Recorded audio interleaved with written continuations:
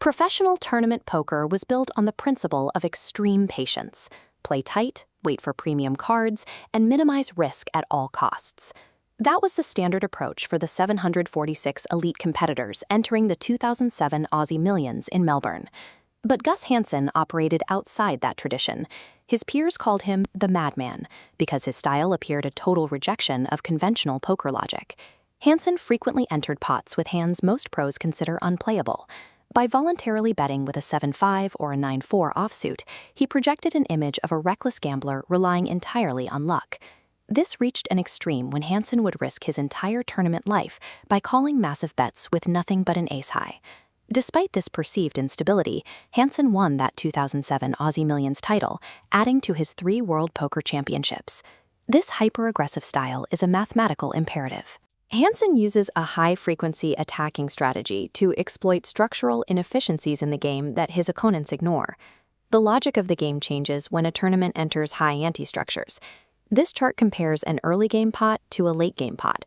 In the later stages, every player must pay a mandatory fee, an ante, before the cards are even dealt. This creates a specific 4-to-1 ratio between the small blind and the total antes. This extra dead money subsidizes the pot, which causes the win rate you need to justify a bet to drop significantly. As the pot grows larger relative to the bet, the math dictates that your starting hand requirements must go down. When Hansen raises with a weak hand, like 9-4 offsuit, he is following the mandatory math of the 4-to-1 ratio rather than the strength of the cards themselves. In these specific conditions, aggressive stealing is the only way to maintain a chip stack against the rising cost of the tournament. Hansen prioritizes board texture and opponent tendencies over his own holding, a strategy demonstrated in a massive 290,000 chip pot. On a flop of 9-6-2, Hansen held ace-king, no pair and no draw. When the small blind suddenly check-raised to $45,000, Hansen was forced to calculate the likelihood that his opponent actually had the cards to back up the move.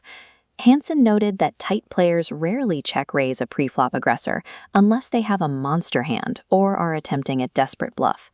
Because only 3 9s remained in the deck, the statistical probability that the opponent paired the top card on the board was roughly 8%.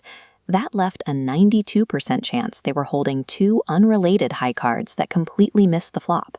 Betting on that 92% probability, Hansen pushed all in for 135,000 chips with 0 pairs. The opponent folded under the pressure, surrendering the massive pot to Hansen's ace-high. Hansen uses these continuation bets to isolate opponents, utilizing positional math to force them into folds regardless of what cards are actually in his hand. This relentless pressure eventually allowed Hansen to enter the final table with a dominant chip lead. He used that stack to exploit players who were playing to survive rather than playing to win, knowing they would fold anything but the nuts to avoid elimination. This chart reveals the hidden risk of the patient approach. While waiting for a perfect hand, the automated cost of blinds and antes slowly bleeds a conservative player's stack to 0. In this environment, calculated adaptation to the underlying math provides the only real protection against elimination. For Gus Hansen, looking crazy is simply the byproduct of a strategy that prioritizes mathematical necessity over the false safety of traditional play.